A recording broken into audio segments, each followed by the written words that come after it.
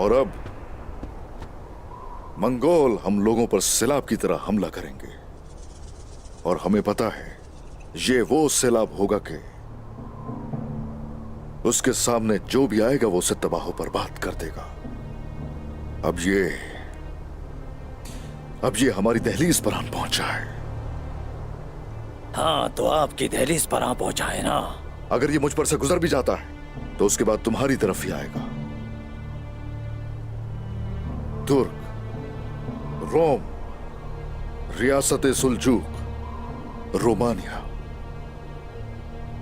हम सब एक साथ ही जुड़े हुए हैं। अब हमें इसके खिलाफ मुत्तहिद होना होगा। उस्मान साहब, आप होशियार हैं, आप बहादुर हैं, इसमें कोई शक नहीं। लेकिन आपके पास बैठने के लिए कोई ओहदा भी नहीं है। तो आपके हाथों और उसके 20,000 सिपाहियों को कैसे शिकस्त दे सकते हैं? मैं सरदार का बेटा हूं। मेरी सरदारी को किसी अलामत की जरूरत नहीं है कोई। लेकिन अगर तो मेरी बात नहीं सुनी तुमने तो तुम्हारे छुपने के लिए कला भी छोटा पड़ जाएगा। ये सब जमीनें एनागोल सब के सब मेरे हैं। ना तुम ना गेहातू मुझसे नहीं छीन सकते। मंगोल छीनते नहीं समझे, उधेड़ देते, तबाही मचाते। समरकंद, बगदाद, बुखारा, मर्व और उनके साथ जो भी था,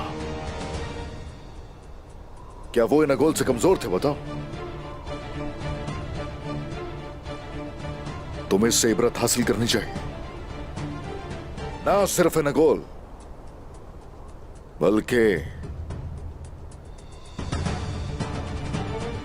अगर वक्ती सूरत हाल को समझकर हम मुत्तहिद नहीं होते, कुस्तुनतुनिया भी एक दिन खत्म हो जाएगा।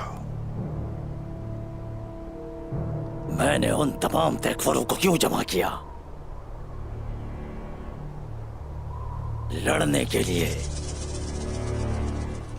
कि हाथों को शिकस्त देने के लिए मुझे तुम्हारी जरूरत नहीं।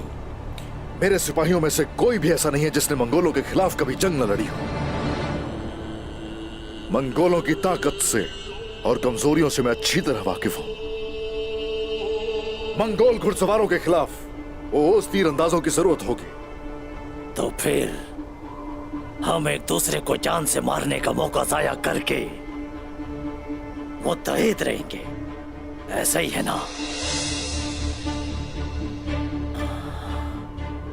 बताएं उस्मान साहब। चलो मान लेता हूं कि मैं आपसे मुत्तफिक हूं, तो मुझे बताइए कि आप मुझसे क्या चाहते हैं?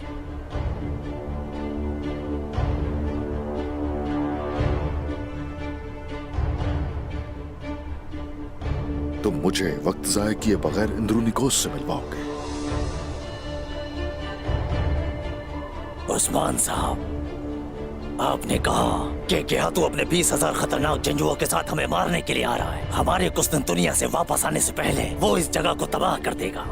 हम नहीं जाएंगे, वो हमारे पास खुद चलकर आएगा। पर कैसे? वो अभी नीकिया आ रहा है, इसीलिए हम दोनों उससे मिलने जाएंगे।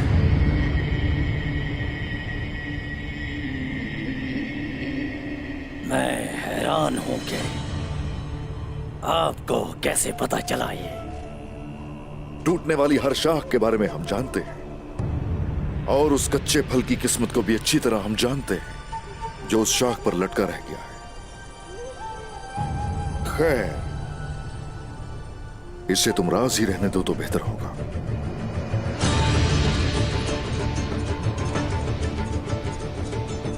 क्या आप शहंशाह को इत्तेहाद की दावत देने वाले हैं? सबसे पहले तो मैं उसके साथ अदम जारियत का मुआहिदा तय करूंगा। जिनके पीछे पहाड़ होते हैं वो मुड़कर पीछे देखने की कभी सहमत नहीं करते।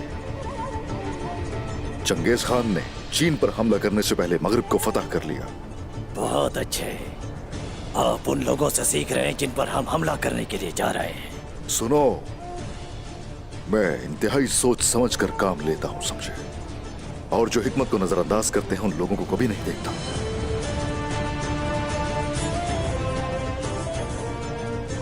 और अब तुम मेरे साथ नहीं किया जाओगे, और मैं शहंशाह को भी दिखाऊंगा, और वो भी जान जाएगा कि अगर वो मशरिक को गिराएगा तो मगरिब भी गिरेगा उसके साथ।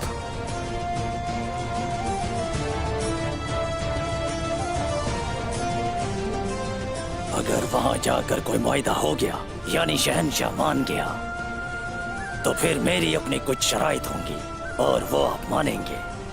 तो ठीक है, सोच लो, रात होने से पहले बता देना। सिपाहियों, आ जाओ। 20,000 सिपाहियों का लश्कर